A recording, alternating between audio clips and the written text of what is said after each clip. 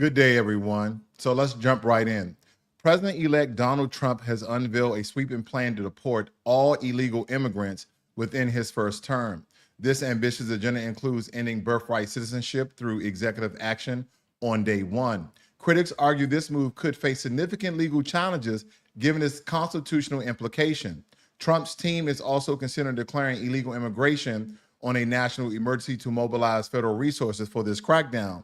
I don't know if you guys are aware of, there's a movement, there's a group, there's an organization, and the name of that organization is Undocumented and Unafraid. So here's an example. People are in your home unwantedly, and what are the means for you to get them out in a very civil and peaceful manner?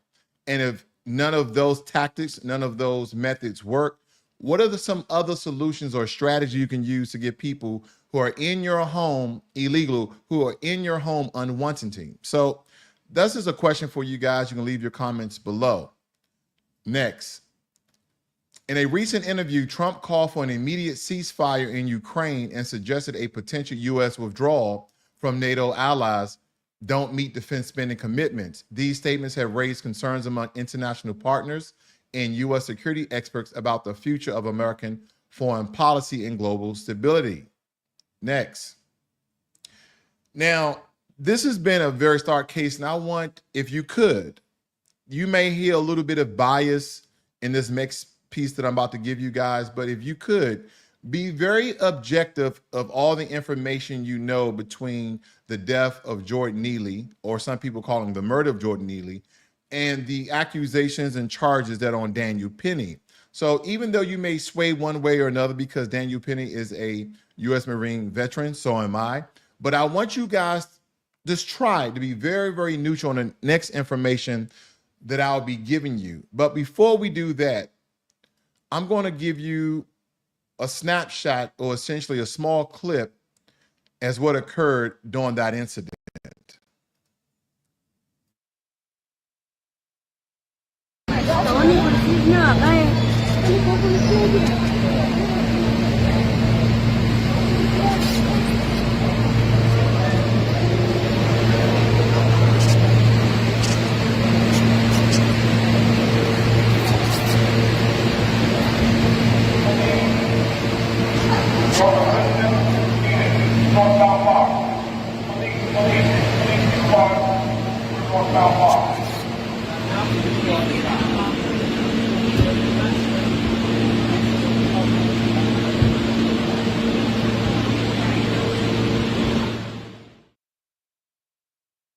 I can understand if some of those images was pretty disturbing, understanding the case in which Daniel Penny is a pawn.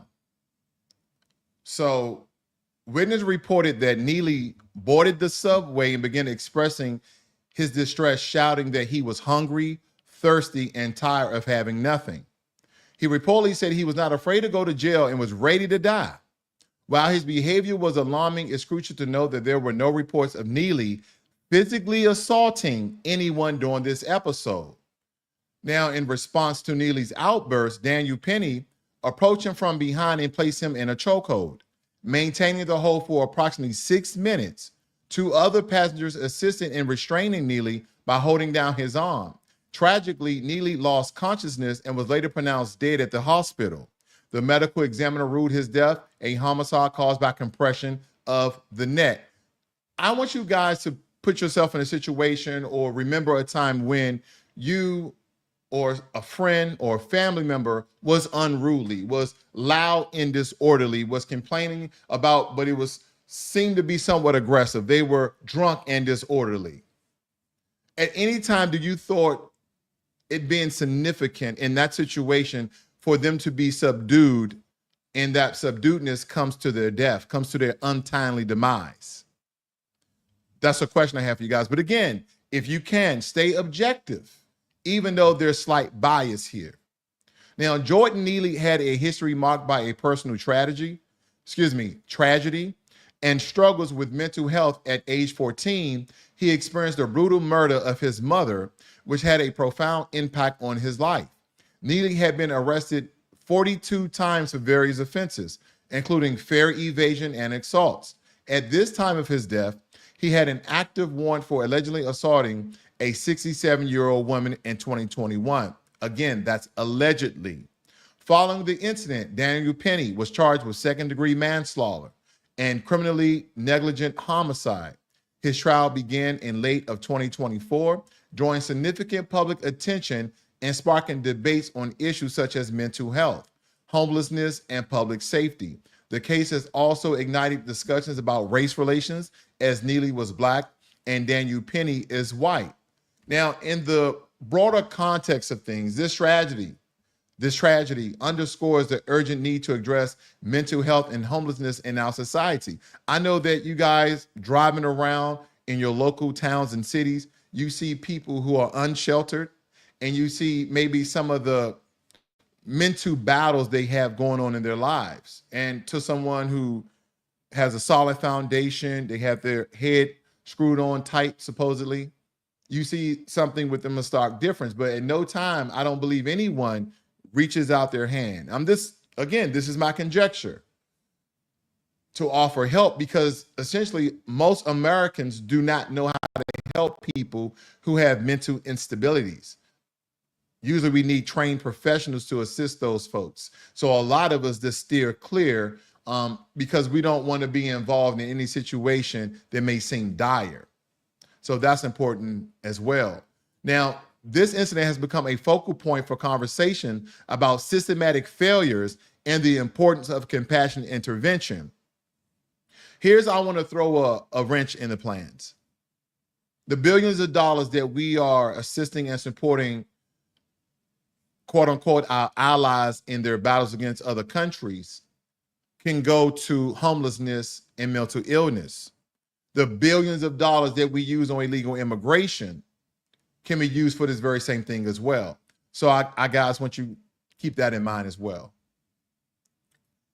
Now, I want to look at this law for you guys very quickly, because according to New York code, noise violations, that making unreasonable noise, this includes shouting, playing loud music, or allowing a dog bark for long periods of time, intending to cause public annoyances or alarm.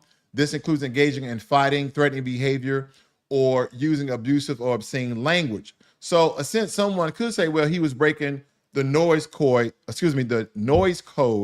of New York City. And you guys would be correct, but that was essentially his only crime. Does that or should that result in your death? If you physically harm no one and you didn't come essentially into someone's personal space where they had to feel they had to defend themselves or subdue you in such a manner. That's a question. So let me give you another difference. Let me give you a different perspective that you guys may understand or even respect. So let's take this demographically. This was a Black man who was loud and unruly, and there was a white man who was a Marine vet who came behind him, put him in a chokehold to subdue him, held that chokehold for 6 minutes, which resulted in him losing his life and Jordan Neely losing his life. So let's look at this very different. Let's give you a different situation. Here's one. Here's a Caucasian man speaking to an Asian man, calling him all sorts of racial slurs. And let's see if there's any physical attack. And again, this is on New York subway. So very, very, very, very similar. I'll punch you. Yeah, punch you. I know I will. I'll get you down to your seat.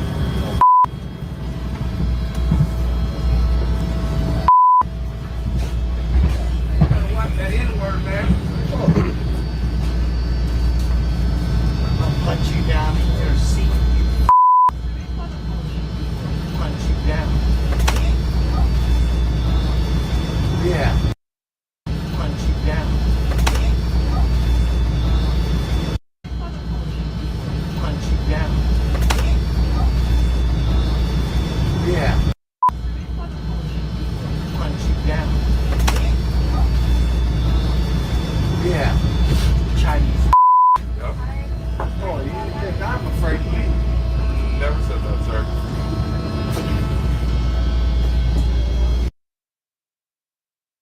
All right. So you guys seen the actions here this Caucasian man called this Asian man a Chinese N-word and physically assaulted him.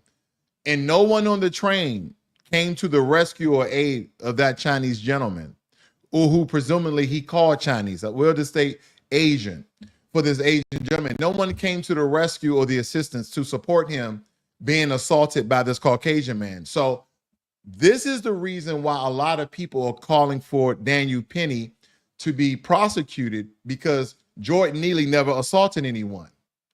Jordan Neely never personally and aggressively threatened someone about, I'm gonna punch you in the face, I'm gonna punch you in the private part. Jordan Neely never did that. So I want you guys to, again, be objective. Don't be subjective of your emotions and how you feel, of your friends and family and what they think about this particular case. Be very objective. That way you can see it through a clean lens. If you come to the same result, then you come to the same result. But do not be subjective to your emotions and to your feelings. Next, despite a nearly 100 million campaign, voters across 7 states have rejected proposed election reforms like ranked choice voting and open primaries. Only Alaska upheld its existing system. This outcome highlights the challenges reform advocates facing in prompting changes perceived as complex or elitist. Next, Mitt Romney's extensive political journey is coming to an end with the conclusion of the 118th Congress, known for its shifting political stances and willingness to oppose party lines. Romney's legacy reflects a complex navigation of involving Republican politics. Well, that's a wrap for today, folks. Thank you guys for joining me here today, and go ahead and enjoy the rest of your football Sunday. This is Black Logic.